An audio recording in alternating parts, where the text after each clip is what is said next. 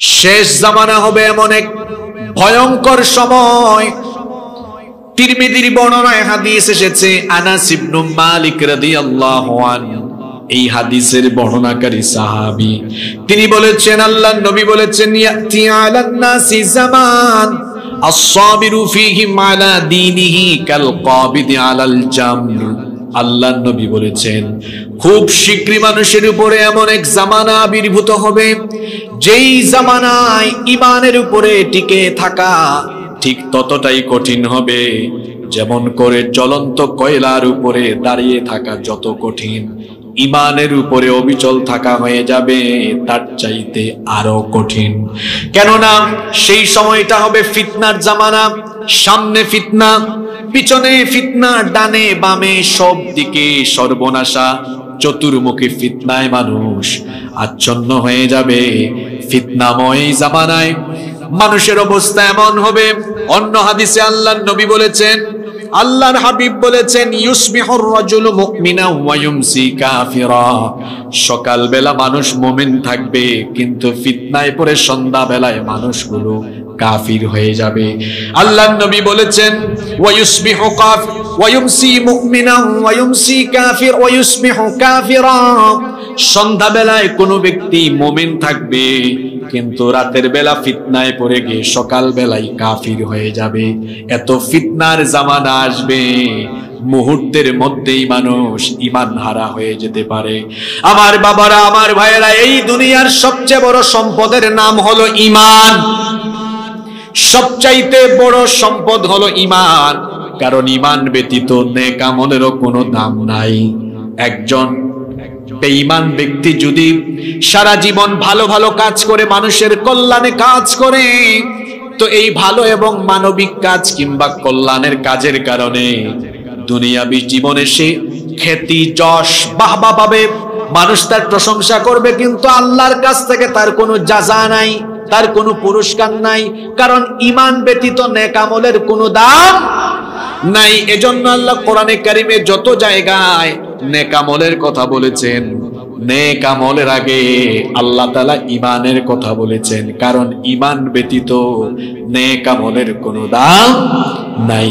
ঈমানের সাথে নেক আমল করবে যারা, জান্নাতুল ফেরদাউসের ওয়ারিস হয়ে যাবে তারা। এজন্য রব্বুল আলামিন কোরআনুল কারীমে বলেছেন, ইন্নাল্লাযীনা আমানু ওয়া আমিলুস সালিহাতি কানাত লাহুম জান্নাতুল ফিরদাউসি নুজুলা খালিদিনা ফিহা লা ইয়াবগুনা আনহা হিওয়ালা। আল্লাহ তাআলা বলেছেন, নিশ্চয়ই ঈমান এনে নেক আমল করবে যারা, জান্নাতুল ফেরদাউসের ওয়ারিস হয়ে যাবে তারা। তাহলে আমল, ঈমান ছাড়া নেক আমলের কোনো দাম নাই।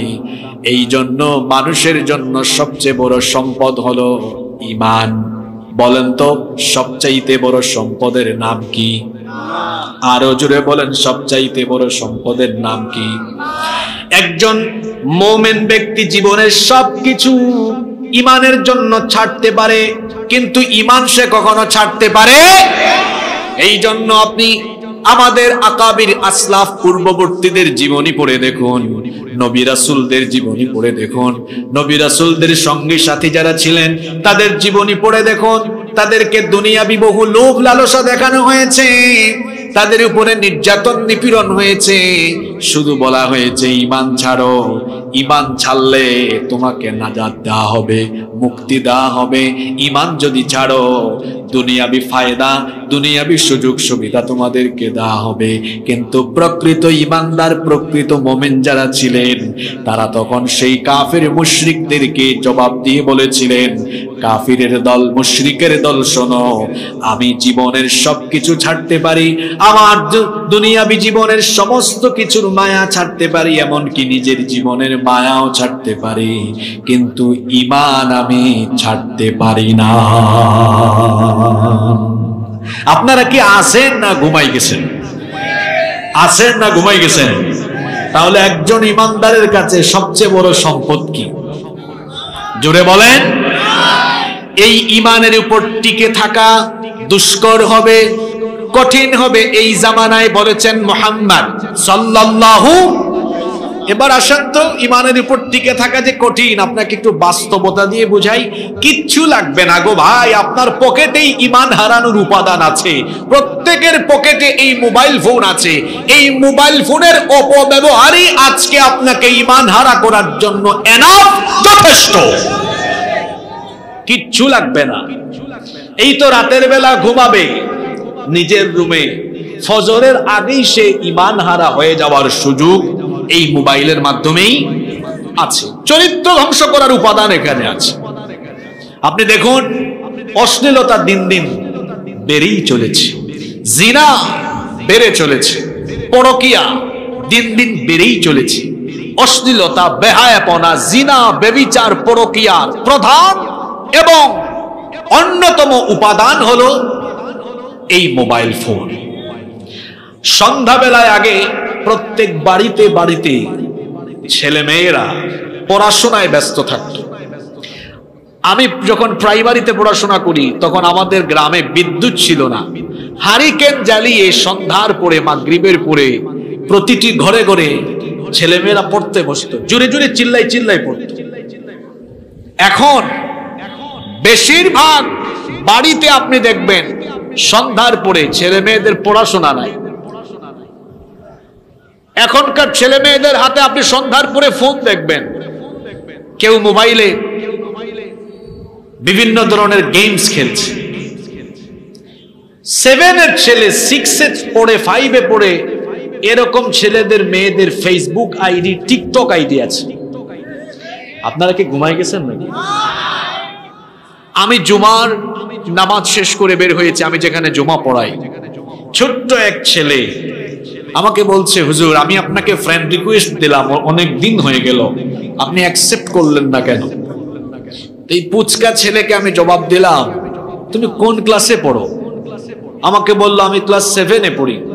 বললাম তুমি ক্লাস 7 এ পড়ো, তোমার ফেসবুক আইডি আছে? আমাকে বললো হুজুর একটা না, 2টা আছে। বললাম 2টা কেন? বললো হুজুর আমার তো একটার 5000 ফিল আপ হয়ে গিয়েছে, এই জন্য আমি আরেকটা খুলেছি।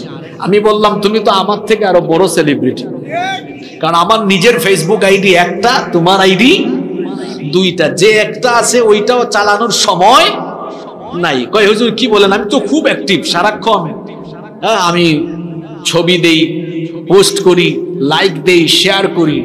আমি বললাম মেসেঞ্জারে কি আর কিছু করো? এখন আর কিছু বলে না। স্কুলে কলেজে ছেলেমেয়েরা পড়ছে, মোবাইল ফোন এটা বহন করা কি খুব কঠিন? জবাব দেন না কেন আপনারা? এটা কি খুব ভারী জিনিস? এটা খুব ভারী জিনিস। কত? 100 গ্রাম, 120 গ্রাম, 150 গ্রাম হবে, এর চেয়ে বেশি হবে এর ওয়েট। 100-150 গ্রামের মোবাইল। কিন্তু বিশ্বাস করেন 100-150 গ্রাম ওজনের মোবাইল দিয়ে যে পরিমাণ পাপ হয়, যে পরিমাণ গুনাহ হয়, এই পাপ আর গুনাহকে মিজানের পাল্লায় রাখলে কত যে ভারী হবে এটা কল্পনাও করা যাবে না। আমি বলছিলাম আখিরি জামানায় আছি আমরা, শেষ জামানায় ঈমান বাঁচানো হবে অনেক কঠিন। প্রযুক্তির অপব্যবহার, মোবাইল ফোনের ফিতনা, এগুলো দাজ্জালের তরফ থেকে আসা অন্যতম ফিতনা। অর্থাৎ দাজ্জালকে যারা অনুসরণ করে, দাজ্জালের অনুসরণকারীদের থেকেই কিন্তু এ ধরনের চরিত্র বিধ্বংসী প্রযুক্তি পৃথিবীতে লঞ্চ হচ্ছে। আমরা অনেকে জানিও না। আমার স্কুল কলেজ ইউনিভার্সিটি পড়ুয়া ভাইদেরকে বলছি, বোনদেরকেও বলছি, এই সময় মোবাইলে ইন্টারনেটে আসক্ত হয়ে সময় নষ্ট করার বয়স এখন তোমার নয়। তোমার এই বয়স হলো পড়াশোনার, গবেষণার। আমাদের দেশ থেকে ছেলেমেয়েরা পড়াশোনা করে, আমাদের দেশের ছেলেরা কেন মোবাইল আবিষ্কার করতে পারে? কেন তারা বিভিন্ন অ্যাপস আবিষ্কার করতে পারে না? আজকে ফেসবুকে, ইউটিউবে দিনের পক্ষে কোনো কন্টেন্ট তৈরি করা যায় না, কোনো বক্তৃতাও করা যায় না। দেখা যায় আইডি সহ, পেজ সহ গায়েব হয়ে যায়। এটা যারা ইন্টারনেটে অ্যাক্টিভ থাকেন তারা আপনারা জানেন। আজকে এই যে আমরা আছি, আমরা সব কথা বলতেও পারি না।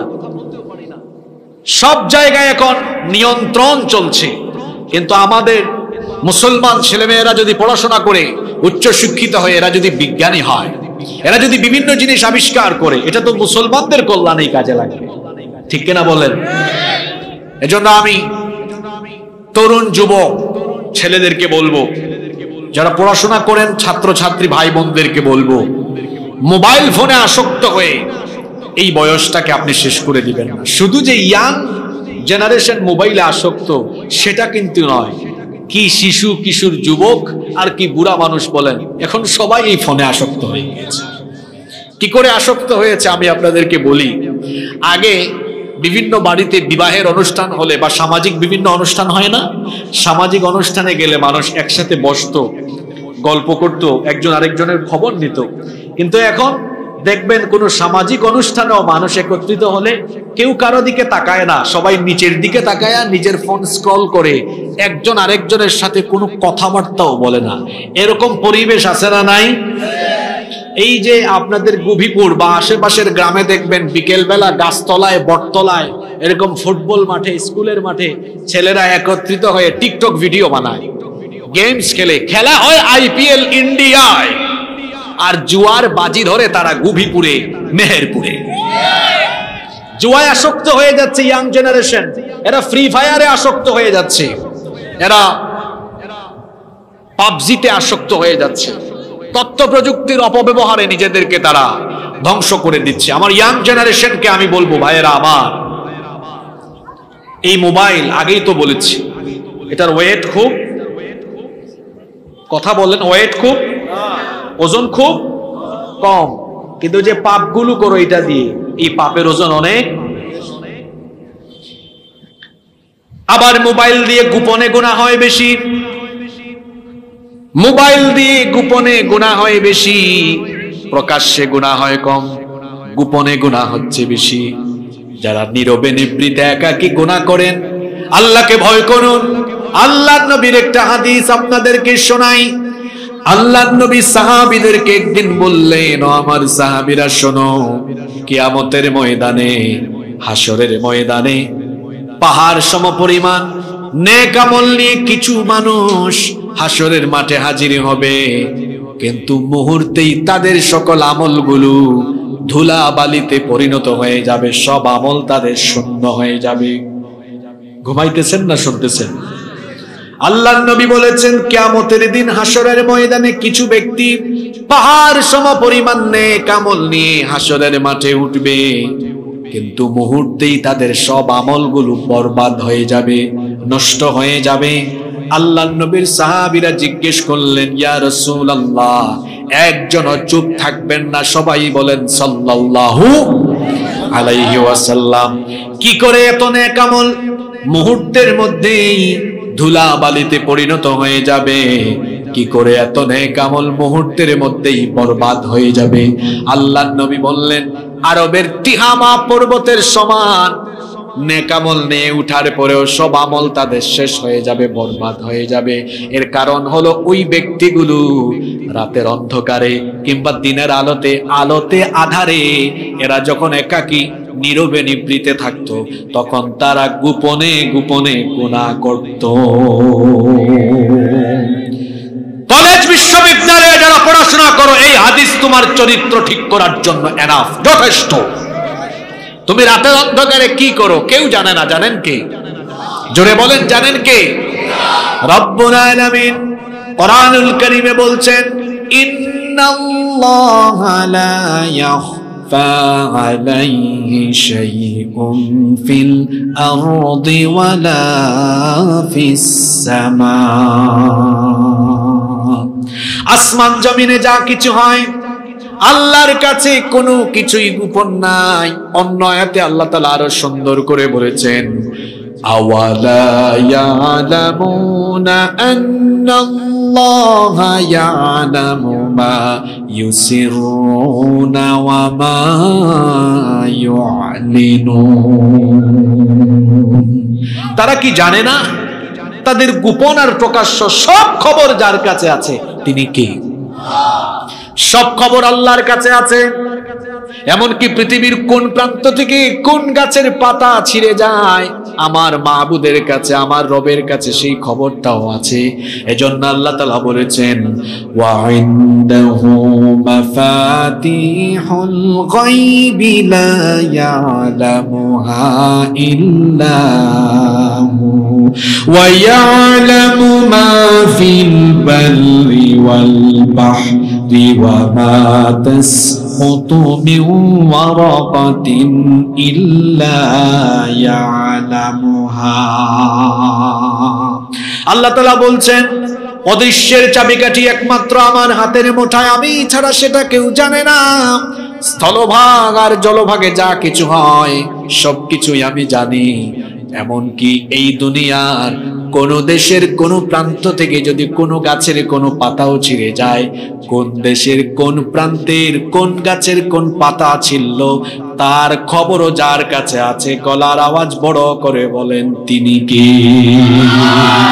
তো আমার যুবক ভাইয়েরা, যে আল্লাহর কাছে গাছের একটা পাতা পড়ার খবর আছে, তুমি যে রাতের বেলা দরজা লাগিয়ে দিয়ে বন্ধ করে দিয়ে একা রুমে ফিসফিসিয়ে তোমার গার্লফ্রেন্ডের সাথে কথা বলো, তুমি যে মোবাইলে হারাম ভিডিও দেখো, পর্নোগ্রাফি দেখো, তোমার বাবা দেখে না, মা দেখে না, ভাই দেখে না, বোন দেখে না, কিন্তু তোমার অন্ধকার ঘরে একাকী রুমে কার্যক্রম সম্পর্কে যিনি অবহিত, যিনি জানেন তিনি কি? সে আল্লাহর ভয় কি অন্তরে নাই? হ্যাঁ, সে আল্লাহর ভয় যার অন্তরে আছে, সেই ব্যক্তি হলো প্রকৃত আল্লাহ ভীরু, প্রকৃত খোদা ভীরু ব্যক্তি। সব খবর আল্লাহর কাছে আছে। আজ আপনি এই মোবাইল পকেটে এই যে ঢুকাই দিলাম, ওজন কম, পকেটে নেওয়া যায়। মোবাইল দিয়ে যে পাপ করছেন এটা পকেটে নয়, এত পাপ করছেন এটা হয়তো জমিন থেকে আকাশের সীমা পর্যন্ত স্পর্শ করে ফেলেছে। এত গুনাহ আপনি কামাই করেছেন। এটা বড় ফিতনার জামানা। জওয়ান বুড়া সবাই আসক্ত হয়ে পড়েছে। এই যে পরকিয়া, এটা এখন বিষক্রিয়ায় রূপান্তর হয়েছে। এটারও একটা উপাদান হলো এই পাশের বাড়ির ভাবির সাথে, পাশের বাড়ির জরিনা ভাবি, সকিনা ভাবির সাথে যোগাযোগের মাধ্যম হয়েছে এখন এই মোবাইল। আর জরিনা ভাবি, সকিনা ভাবি তার প্রবাসী স্বামী রেখে পাশের বাড়ির অবিবাহিত আব্দুল্লাহর সাথে পালিয়ে চুয়াডাঙ্গায়। এই রকম অবস্থা এখন আমার সমাজে নাই। নষ্ট হয়ে গেল সমাজ, পচে গেল সমাজ। চতুর্মুখী ফিতনায় আমরা আক্রান্ত। আল্লাহ নবী বলেছেন কিয়ামতের আগে শেষ জামানায় ঈমান টিকিয়ে রাখা, চরিত্র ঠিক রাখা, এটা হবে মানুষের জন্য বড় চ্যালেঞ্জের ব্যাপার। অবস্থা তখন এত ভয়াবহ হবে, আপনারা 40-50 মিনিট আমার সাথে মনোযোগী থাকতে পারবেন তো? এমন এমন কথা এখন শুরু হবে, এগুলো একটা কথাও আমার না, সব নবীজির কথা। আমি নবীজির কথাগুলো আপনাদেরকে শোনাচ্ছি, যেগুলো তিনি বলেছেন আরো 1500 বছর আগে। আল্লাহু আকবার। 1500 বছর আগে যা বলে গিয়েছেন, আপনি দেখুন আপনার আশপাশের সাথে সব এখন মিলে যাবে, এমন কথা বলে গিয়েছেন। মনোযোগ থাকবে তো আপনাদের? আল্লাহর নবী বলেছেন শেষ জামানায় ফিতনা এমন ভাবে মানুষকে আচ্ছন্ন করবে, সমাজ এবং রাষ্ট্রে নির্বোধ লোকেরা, অপদার্থ অযোগ্য লোকদের নেতৃত্বে সমাজ রাষ্ট্র চলে যাবে। বলবেন হুজুর প্রথম পয়েন্টটাই কেন আপনি নেতৃত্ব নিয়ে ধরলেন? কারণ হলো ড্রাইভার ঠিক থাকলে যেমন গাড়ির প্যাসেঞ্জার নিরাপদ থাকে, ঠিক তেমনি ভাবে সমাজ আর রাষ্ট্র পরিচালনার ড্রাইভার হলো নেতৃত্ব। এই নেতৃত্ব ঠিক থাকলে সমাজ ঠিক থাকে, রাষ্ট্র ঠিক থাকে। গাড়ির ড্রাইভার অযোগ্য, অদক্ষ, অপদার্থ হলে যেমন প্যাসেঞ্জার সহ গাড়ি খাদে পড়ে যাওয়ার সম্ভাবনা আছে, সমাজ আর রাষ্ট্রে যখন চোর, ডাকাত, সন্ত্রাসী, চাঁদাবাজি লোকেরা যখন রাষ্ট্র আর সমাজ নেতৃত্ব দিবে, ওই রাষ্ট্র আর সমাজও তখন ধ্বংসের কিনারে পড়ে যাবে। এজন্য আল্লাহর নবী বলেছেন শেষ জামানায় এত ফিতনার প্রধান কারণ হবে গোটা সমাজে অপদার্থ অযোগ্য নেতৃত্ব কায়েম হয়ে যাবে। শুনুন আল্লাহর নবীর হাদিস আমি আপনাদেরকে শোনাই। আল্লাহর নবী একদিন সাহাবীদের সামনে বক্তৃতা করছেন। নবীজি সাহাবীদেরকে বললেন আ'আযাকাল্লাহু মিন ইমারাতিস সুফাহা। নবীজি বললেন আমি আল্লাহর কাছে আশ্রয় চাচ্ছি, আল্লাহ যেন তোমাদেরকে অযোগ্য, অপদার্থ নেতৃত্ব থেকে তোমাদেরকে আল্লাহ যেন বাঁচান। আল্লাহ নবী হাদিসে যে শব্দটি বললেন সেটা হলো ইমারাতিস সুফাহা। আ'আদাকাল্লাহু মিন ইমারাতিস সুফাহা। নবীজি বললেন ইমারাতিস সুফাহা থেকে আমার উম্মতের জন্য আল্লাহর কাছে আমি আশ্রয় চাই। আল্লাহর রাসূলের সাহাবীরা তখন বললেন ইয়া রাসূলুল্লাহ, একজনও চুপ থাকবেন না, বলেন সাল্লাল্লাহু আলাইহি ওয়াসাল্লাম। ওগো আল্লাহর রাসূল, মা ইমারাতুস সুফাহা, ইমারাতুস সুফাহা কি? আল্লাহর নবী ব্যাখ্যা দিয়ে দিলেন। নবীজি সাহাবীদেরকে বললেন উমারা ইয়াকুনুনা বাদি লা ইয়াক্তাদুনা বিহাদি ওয়া লা ইয়াসতি, অর্থাৎ আমার পরে এমন কিছু লোক আখিরি জামানায় কিয়ামতের আগে আসবে, এই লোকেরা তারা আমার হেদায়াত মোতাবেক, আমার সুন্নাত মোতাবেক তোমাদেরকে পরিচালনা করবে না। সমাজ এবং রাষ্ট্রকে আমার সুন্নাত মতো, আল্লাহর দেওয়া হেদায়াত মতো তারা পরিচালনা করবে না। আল্লাহর দেওয়া নিয়ম কানুন বাদ দিয়ে, রাসূলের দেওয়া তরিকাকে বাদ করে দিয়ে তারা নিজেদের মস্তিষ্ক প্রসূত, বিবেক প্রসূত আইন কানুন দিয়ে তারা তাদের সমাজ এবং রাষ্ট্রকে পরিচালনা করা আরম্ভ করবে। আল্লাহর নবী বললেন ফামান সাদ্দাকাহুম বিকাযিবিহিম ওয়া আনাহুম আলা যুলমিহিম ফাউলাইকা লাইসু মিন্নি ওয়ালাস্তা মিনহুম। নবীজি বললেন সেই অপদার্থ অযোগ্য লোকদের যারা অনুসরণ করবে এবং তাদেরকে যারা সহযোগিতা করবে, আল্লাহর নবী বললেন ফাউলাইকা লাইসু মিন্নি, এরা আমার উম্মত নয়, ওয়ালাস্তা মিনহুম, এবং আমিও তাদের কেউ নই। আপনি কি ঘুমায় গেছেন নাকি? নবীজি বলেছেন এদের সাথে আমার সম্পর্ক কাটা, এরা আমার উম্মত নয়, আমিও তাদের কেউ নয়, তারাও আমার কেউ নয়। আল্লাহু আকবার। কথার মধ্যে কোনো ভেজাল নাই, কোনো ফাঁকফুকর। এই মাঠে বসে আপনি আজকে সিদ্ধান্ত নিন আপনি কিভাবে চলবেন, কিভাবে চলা দরকার, কিভাবে আপনার জীবন চালানো দরকার। সিদ্ধান্ত নিন আজকে। আল্লাহর নবী আরো বলেছেন আখেরি জামানা হবে জুলুমতন্ত্রের জামানা। আল্লাহর নবী বলেছেন ইন্না হাদাল আমর বাদাআ নবুওয়াতান ওয়া রাহমাহ। নবীজি বলেছেন ইসলাম সূচনা হয়েছে নবুয়ত দিয়ে, আর নবুয়তের যুগকে নবীজি বলেছেন রহমতের যুগ। পড়েন সুবহানাল্লাহ। নবীজি বলেছেন ইসলামের স্টার্টিং হয়েছে নবুয়ত দিয়ে, আর নবুয়তের সূচনা হয়েছে, আর নবুয়তের যুগটা হলো রহমতের যুগ। নবুয়তের যুগকে নবীজি বলেছেন রহমতের যুগ। আল্লাহর নবী বলেছেন সুম্মা ইয়াকুনু খিলাফাতান ওয়া রাহমা। এরপরে নবুয়তের যুগের পরে আসবে খিলাফতের যুগ। দেখেন এই কথাটা নবীজি জীবদ্দশায় বলেছেন, কিন্তু যেভাবে বলেছেন হুবহু সেভাবে কথাগুলোর বাস্তবায়ন হয়েছে। নবীজি বলেছেন ইসলাম সূচনা হয়েছে নবুয়ত দিয়ে, নবীজির নবুয়ত আর রিসালাত দিয়ে। আল্লাহর নবী বলেছেন নবুয়ত আর রিসালাতের যুগ হলো রহমতের যুগ, আর নবুয়ত আর রিসালাতের যুগের পরে দুনিয়াতে আসবে খেলাফতের যুগ। বলেন তো নবীজির পরে দুনিয়ায় খেলাফত ছিল কি ছিল না? আরো আসতে বলেন ছিল কি ছিল না? নবীজি বলেছেন সুম্মা ইয়াকুনু মুলকান আদুদা। যারা পড়াশোনা করেছেন তারা জানেন, নবীজি বললেন এরপরে খেলাফতের যুগের পরে পৃথিবীতে আসবে রাজতন্ত্রের যুগ। আমরা যারা ইতিহাস পড়েছি তারা জানি নবুয়তের যুগের পরে ছিল খেলাফতের যুগ, খেলাফতের যুগের পরে ছিল রাজতন্ত্রের যুগ। আল্লাহর নবী বলেছেন রাজতন্ত্রের যুগের অবসান হওয়ার পরে সুম্মা কানা জিবরিয়াতান ওয়া উতুওয়ান ওয়া ফাসাদান ফিল আরদ।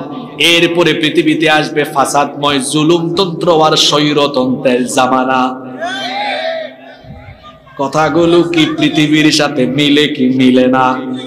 আপনি আবার নিজের কাঁধের উপরে নিয়ে আসেন, কারণ আমার সমাজে এরকম পচা নিকৃষ্ট কিছু লোক আছে, কুরআন হাদিসের কথা যে জোর করে তার মাথার উপরে নিয়ে নেয়।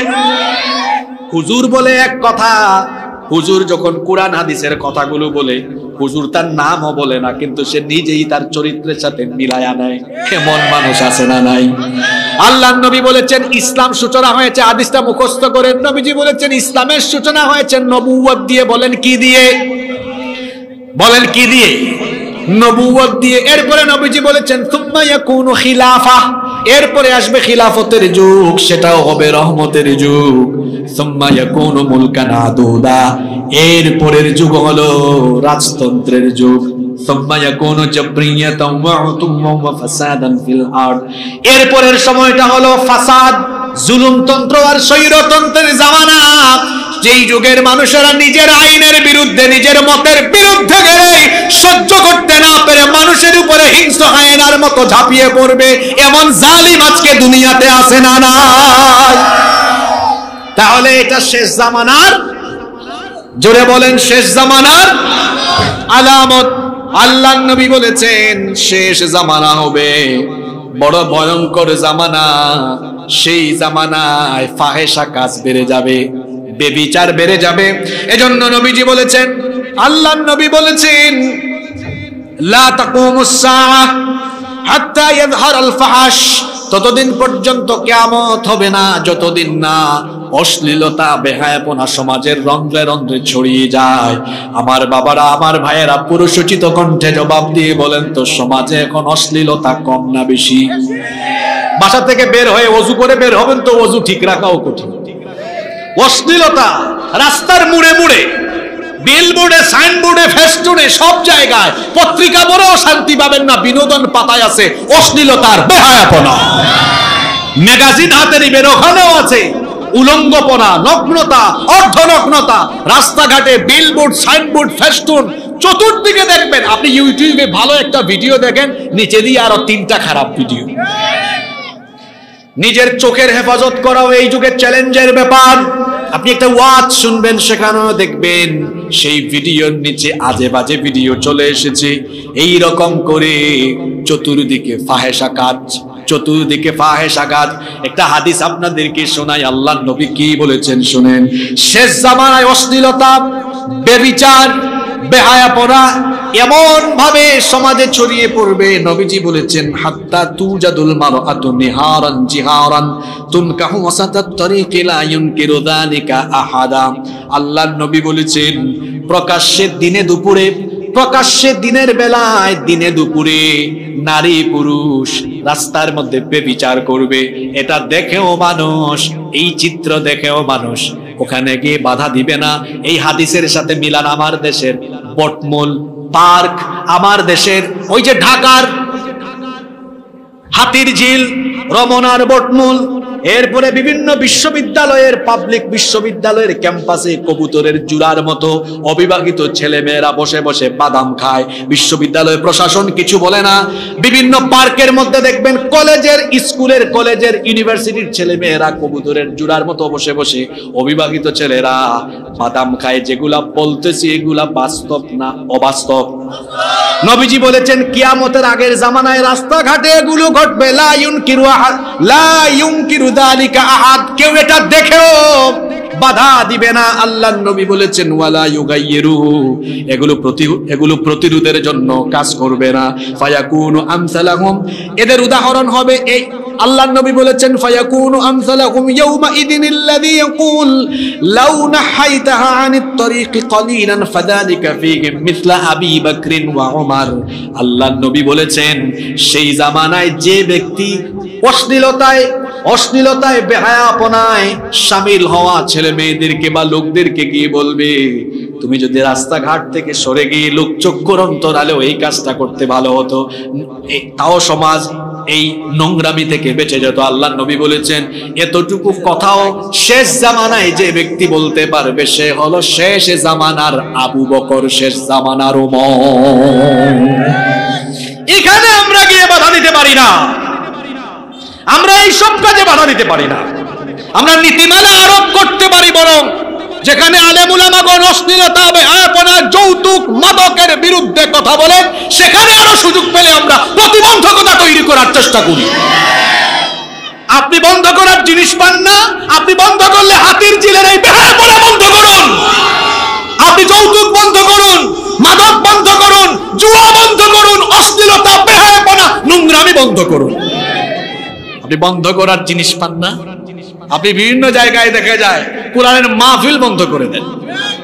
বরং আপনার উচিত ছিল আপনার বলা, কমিটিকে বলা, কোন হুজুরকে দাওয়াত দিয়েছো, ওই হুজুরের ফোন নাম্বার দাও, হুজুরের সাথে আমি যোগাযোগ করি, পারলে দেখা করি। আমার এলাকায় জুয়া বেশি, আমার এলাকায় সুদ বেশি, যৌতুক বেশি, হুজুরকে একটু নোট দেই, তিনি যেন তার আলোচনার ভেতরে 20-30 মিনিট এগুলো নিয়েও কথা বলে। আপনার উচিত ছিল এভাবে সহযোগিতা করা, না করে গান বাজনা এবং অমুসলিম ভাই বোনদের প্রোগ্রামে উল্টা প্রোটেকশন, আর সংখ্যাগরিষ্ঠ মুসলমানের দেশে মুসলমানদেরকে অবাধ দিন চর্চায় আপনি বাধা বিপত্তি সৃষ্টি করবেন। এটা তো আসলে এদেশের মানুষের আবেগ অনুভূতির সাথে মিলে না, ঠিক কিনা? এদেশে যত অমুসলিম বসবাস করেন তাদেরকে রাষ্ট্রীয়ভাবে নিরাপত্তা দেওয়া রাষ্ট্রের দায়িত্ব, এবং সংখ্যাধিক্য যেহেতু এদেশে মুসলমানদের উচিত হলো অমুসলিমদেরকে শ্রদ্ধা করা, ভালোবাসা, তাদের সাথে সুন্দর সম্পর্ক রাখা।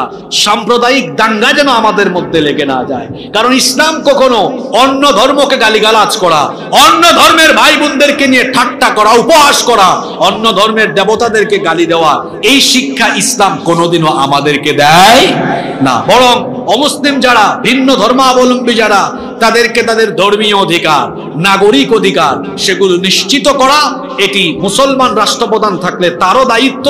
প্রতিটি মুসলমানেরও দায়িত্ব হলো অমুসলিমরা যেন তাদের কাছে নিরাপদ থাকে। এটা আমরা করি। এ ধরনের পরবত সহিষ্ণুতা একমাত্র পৃথিবীর মুসলমানদের কাছে আছে। আপনি পৃথিবীর ইতিহাস পড়ে দেখুন, পৃথিবীতে মুসলমানরা হচ্ছে সবচাইতে পরমত সহিষ্ণু জাতি। এই ভারতীয় উপমহাদেশকে মুসলমানরা শাসন করেছে সুদীর্ঘ 800 বছর। ভারতে গেলে আপনারা সুন্দর সুন্দর যা কিছু দেখেন, এই আগ্রার তাজমহল, কুতুব মিনার, শীষ মিনার, দিল্লির শাহী জুমা মসজিদ সহ ভারতবর্ষের সুন্দর সুন্দর সব স্থাপনা মুসলমানদের হাতে গড়ে সব মুসলমানরা করেছে। 800 বছর মুসলমানরা শাসন করে মুসলমানরা ভারতবর্ষে কখনো অমুসলিমদের গায়ে হাত তুলে নাই, পিটায় নাই, কারো মন্দির পুড়ায় দেয় নাই, কারো মন্দির দখল করে মসজিদ বানায় নাই। কেন বানাবে? কারণ ইসলাম তো আমাদেরকে এটা শেখায় না, কুরআন আমাদেরকে এটা বলে না, কুরআন হাদিস এটা আমাদেরকে শিক্ষা দেয়। কিন্তু আপনি দেখুন, এই ভারতে 47 থেকে নিয়ে 24 পর্যন্ত বহু কিছু হয়েছে। জয় শ্রীরাম না বলায় তাবরিজকে পিটিয়ে পিটিয়ে হত্যা করা হয়েছে। মুস্কান নামের এক বোনকে কলেজের মধ্যে কিভাবে তাকে হেনস্থা করা হয়েছে আপনারা দেখেছেন। আমাদের বাবরি মসজিদকে দখল করে রাম মন্দির বানিয়ে দেওয়া হয়েছে। আমি এটা তুলনা দিচ্ছি, উপমা দিচ্ছি। আমরা 800 বছর আমাদের পূর্বপুরুষরা ভারতকে শাসন করে গিয়েছে, আমরা এগুলো করি নাই। কেন করি নাই জানেন? কুরআন, হাদিস, ইসলাম আমাদেরকে এটা শেখায় না। গোপীপুরে যদি হিন্দুদের মন্দির থাকে, সেই মন্দির পাহারা দেওয়া গোপীপুরের মুসলমানদের দায়িত্ব। কোরআন হাদিস এটাই আমাদেরকে শেখায়। তো আমরা তো পরমত সহিষ্ণুতার কথা বলি, আমরা অন্য ধর্মাবলম্বীদেরকে শ্রদ্ধা করার, সম্মান করার কথা বলি। এজন্য অমুসলিমেরা আমাদের কাছে আসে, আমাদের মাহফিলেও তারা আসে। এমনকি আমরা বহু অমুসলিমদেরকে মানবিক কাজেও সহযোগিতা করি। আপনার এটার সাক্ষী। আমরা করি কি করি না? করি। তাহলে যে দিন, যে কোরআন, যে ইসলাম আমাদেরকে মানবিকতা শেখায়, আমাদেরকে পরমত সহিষ্ণুতা শেখায়, সম্প্রীতি শেখায়, মানবতাবোধ শেখায়, মনুষ্যত্ববোধ শেখায়, উত্তম চরিত্রবান হওয়ার কথা বলে, সেই দিনই প্রোগ্রামগুলো বাস্তবায়নের জন্য প্রত্যেকটি মুসলমানের প্রতিটি স্থান থেকে সহযোগিতার দরকার আছে না নাই? আল্লাহ যেন এই কথাগুলো সকল মহলের লোকদেরকে উপলব্ধি করার তৌফিক দান করেন। আমরা সবাই বলি আমিন। সম্মানিত ভাইয়েরা, বলছিলাম যে শেষ জামানায় অশ্লীলতা, বেহায়াপনা, নোংরামি বাড়বে। এমনকি শেষ জামানায় মসজিদের মতো পবিত্র জায়গায় ফিতনা আরম্ভ হয়ে যাবে। আখেরি জামানায় মসজিদের ভেতরেও ফিতনা আরম্ভ হয়ে যাবে। বলেন, এখন আমাদের সমাজের মসজিদগুলোতে ফিতনা আছে না নাই? আমাকে সভাপতি বানালো মসজিদে, কত বড় সাহস! আমার বংশ কি কম? চলো এই মসজিদে থাকবো না, আমরা আরেকটা মসজিদ বানাই। কি বলেন, এরকম আছে না নাই? আমি এই গত বছর নভেম্বরে আমাদের দেশের এক জায়গায় মাহফিলে গিয়েছি। আমি এলাকার নাম না বলি। তারা বললেন, হুজুর আমাদের এলাকায় কিন্তু 9টা মসজিদ। ভাবছিল এই কথা শুনে হুজুর বলে, মাশাআল্লাহ মাশাআল্লাহ। আমি বললাম, ভাই আপনাদের এলাকায় 9টা মসজিদ মানে হচ্ছে আপনাদের এলাকার মধ্যে অনৈক্য বেশি, অস্থিরতা বেশি। আমাকে বললো, হুজুর আপনি কেমনে বুঝলেন? বললাম, এই যে আপনি 9 মসজিদ বলছেন তো বুঝে ফেলছি। জিজ্ঞেস করলাম জনসংখ্যা কত? যে জনসংখ্যার কথা আমাকে বলেছে, এই জনসংখ্যা দিয়ে এক মসজিদ কামান না হলেও 2টা দিয়ে এনাফ হইতো। তো আমাকে বলে, হুজুর আপনি ধরে ফেলছেন। আসলে নয়, মসজিদ হওয়ার পেছনে সামাজিক কুন্দলও আছে, রাজনৈতিক কুন্দলও আছে, আবার এলাকাগত বংশীয় কুন্দলও আছে। বলেন, মসজিদ নিয়ে এখন ফিতনা আমাদের সমাজে আছে না নাই? মসজিদ নিয়ে ফিতনা করে আমরা কি করছি? এলাকায় নতুন নতুন মসজিদ তৈরি করছি। নতুন নতুন মসজিদ হোক, যদি ফিতনা ছাড়া হয় কোনো অসুবিধা নাই, কিন্তু ফিতনা দিয়ে হলে এটা থেকে কোনো উপকার আসবে। ফিতনা করে করে আমরা মসজিদ দিয়ে মানুষকে ভাগ করে দিচ্ছি। শুধু তাই নয়, জোরে আমিন আস্তে আমিন বলা নিয়ে আমরা মসজিদগুলো ভাগ করে ফেলি। আর আমরা মসজিদ বানানোর প্রতিযোগিতায় লিপ্ত হয়েছি। মসজিদের বাহ্যিক চাকচিক্যের দিকে আমরা যতটা মনোযোগী, মসজিদের আভ্যন্তরীণ হেদায়াতিন কাজে আমরা ততটুকু মনোযোগী নই। এজন্য আল্লাহর নবী বলেছেন, লা তাকুমুস সাআহ, ততদিন পর্যন্ত কিয়ামত হবে না, হাত্তা ইয়াতাবাহান নাসু ফিল মাসাজিদ, যতদিন না মানুষ মসজিদ নিয়ে পারস্পরিক বড়াই করবে, গৌরব করবে, অহংকার করবে। মসজিদ নিয়ে এক এলাকার লোকের সাথে আরেক এলাকার বড়াই, অহংকার, গৌরব এখন কম না বেশি? চুয়াডাঙ্গায় মসজিদ বানিয়েছে 70 লক্ষ খরচ করে, তো মেহেরপুরের মুজিবনগরের মানুষেরা বলে চলো আমরা 80 লক্ষ দিয়ে বানাই। কুষ্টিয়ার মানুষ বলল চলো আমরা 1 কোটি টাকা দিয়ে বানাই।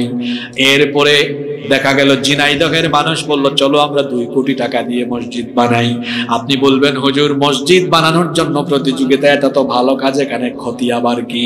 আমার ভাইয়েরা, এখানে কোনো ক্ষতি নয়, কিন্তু মসজিদকে বাহিরের দিক দিয়ে ঠিকঠাক করে মসজিদের ভেতরের পরিচালনা ব্যবস্থা সদরঘাট করে দিলে এমনটা তো করা যাবে না।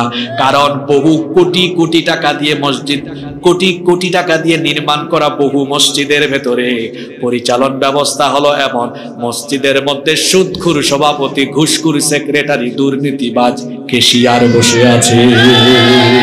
তাহলে কোটি কোটি টাকা দিয়ে সুন্দর মসজিদ বানিয়ে কি ফায়দাটা হলো আমাকে বলেন? তাহলে তো নবীজির সাথে আমাদের আচার আচরণের মিল হয়ে গেল। কেননা নবীজি বলেছেন, ইন্না মিন আলামাতিস সাআহ উলুউন আহলুল ফিসকি ফিল মাসাজিদ। আল্লাহর নবী বলেছেন, ততদিন আল্লাহর নবী বলেছেন কিয়ামতের একটা আলামত হলো, কিয়ামতের আগে আখিরি জামানায় সুন্দর সুন্দর মসজিদের ভেতরে পাপী তাপী ফাসেক ফুজ্জার ব্যক্তিদের গলার আওয়াজ বড় হয়ে যাবে। এখন আপনি তাই দেখুন, বেশিরভাগ মসজিদ, আমি তো একেবারে দায়িত্ব নিয়ে বলতে পারি, এই বাংলাদেশের বেশিরভাগ মসজিদ কমিটির সভাপতি, সেক্রেটারি বেনামাজি, সুদখোর, ঘুষখোর, চরিত্রহীন। এই জন্য এই মসজিদগুলোর ইমাম, মসজিদগুলোর খতিবের সাথেও সুন্দর আচরণ হয় না। ওই মসজিদগুলোর মিম্বর থেকেও সত্য কথা উচ্চারিত হয়। কারণ জুমাবারে কি বক্তৃতা হবে সভাপতি ঠিক করে দেয়, হুজুর এটা বলেন, এটা বলেন, ওইটা বলিয়েন না। সভাপতির ঘরের সভাপতি, সেক্রেটারির ঘরের সেক্রেটারি, হুজুর কি বলবে তুই ঠিক করে দেওয়ার কে? তুই ঠিক করে দেওয়ার কে? তুই কুরআন হাদিস কতটুকু পড়েছিস, ঠিক কি না? তোর আউযুবিল্লাহ বিসমিল্লাহ পড়তে গিয়ে তোর ভুল হবে 20টা। আর যেই লোক 25 বছর 30 বছর তাফসীর হাদিস পড়ে এসেছে, তাকে তুই ঠিক করে দিস কোনটা বলবে কোনটা বলবে না। এটা ঠিক করে দিতে হবে পড়াশোনা করে, ওই জায়গায় গিয়ে তারপরে ঠিক করে দেয়। এরকম আছে না নাই? বেয়াদবিতে গোটা সমাজ পরিপূর্ণ হয়ে গেছে। চিন্তা করেছেন? এমনকি মাহফিলগুলোতে বড় বড় আলেমদেরকে দাওয়াত করে, জাহেলরা আলেমদেরকে গাইডলাইন করে এটা বলবেন, এইটা বলবে না। জাহেল, তুমি কাকে ইনস্ট্রাকশন দিচ্ছ? ওই হুজুর কুরআন হাদিস 20 বছর 25 বছর পরে এই চেয়ারে বসেছে। তুমি সূরা ফাতিহা পড়তে গেলে তোমার ভুল হবে 30টা। তুমি বুখারীর উস্তাদকে বলো এইটা বলবেন, ওইটা বলিয়ে। কথা বাস্তব না অবাস্তব? মাদ্রাসায় বুখারী পড়িয়েছে 30 বছর, সেই উস্তাদকে বসায়া তার মতো জাহেল বলে এইটা বলবেন, ওইটা বলিয়েন না। ওই উস্তাদের, বুখারীর উস্তাদের পায়ের জুতার যে বালু আছে, বালু বহন করার যোগ্যতাও তো তোমার নয়। বেয়াদবে গোটা সমাজটা ভরে যাচ্ছে, ঠিক কিনা বলেন? কথাবার্তা, চাল চলন, আচার আচরণে বিনয়ের প্রকাশ হওয়া, এটা ভালো মানুষের আলামত। আল্লাহর নবী বলেছেন, আখিরি জামানায় কিয়ামতের আগে সুন্দর সুন্দর ওই মসজিদগুলোর ভেতরে পাপী তাপীদের, ফাসিকদের গলার আওয়াজ বড় হয়ে যাবে। ইমাম খতিবের গলার আওয়াজ ছোট, ওদের গলার আওয়াজ বড়। এজন্য দেখা যায় এই রকম অপদার্থ লোকদের ব্যবস্থাপনায় পরিচালিত মসজিদ থেকে সত্য কথা উচ্চারিত হয় না। এক মসজিদে হুজুর নতুন ইমামতিতে ঢুকলেন, শুক্রবার জুমার দিনে তিনি বয়ান আরম্ভ করলেন। তিনি সুদের খুতবা আরম্ভ করলেন, সুদ নিয়ে আলোচনা করছেন। কিছুক্ষণ পর তার মতো কাশি দিছেন। খতিব সাহেব, ইমাম সাহেব বিচক্ষণ ব্যক্তি ছিলেন, তিনি বুঝে ফেলেছেন, বুঝছি ওয়াজ আমার কমন পড়ে গিয়েছে। সঙ্গে সঙ্গে ঘুষের ওয়াজ আরম্ভ করলেন। কিছুক্ষণ পর সেক্রেটারি কাশি দিয়েছে, হুজুর বুঝলেন এখানে দেখতেছি ঘুষের ওয়াজ ও কমন। সাথে সাথে তিনি চলে গেলেন অন্য বিষয়ে, টপিক চেঞ্জ করে তিনি আলোচনা আরম্ভ করলেন। এবার তিনি আলোচনায় চলে গেলেন চাঁদাবাজি আর দুর্নীতি নিয়ে। কিছুক্ষণ পরে কেশিয়ার সাহেব কাশি মেরে দিয়েছে। হুজুর বলেন এটাও কমন পড়ে গেছে। ঘরের দিকে তাকায় দেখে 1:15। হুজুর বলেন আজকের আলোচনা এখানেই শেষ। ওয়াখির দাওয়ানা আনিল হামদুলিল্লাহি রাব্বিল আলামিন।